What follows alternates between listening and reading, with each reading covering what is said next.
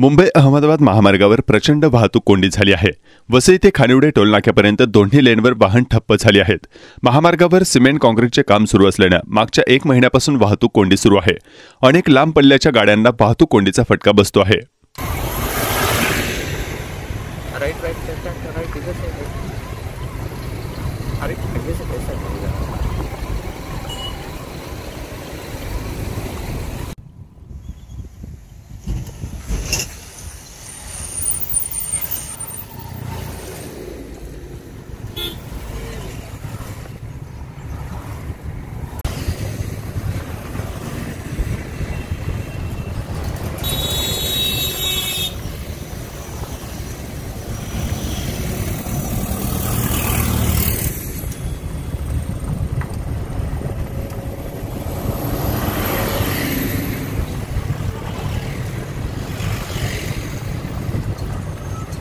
अरे बाप रे, इधर पूरा जाम है, इधर से नहीं निकल सकते।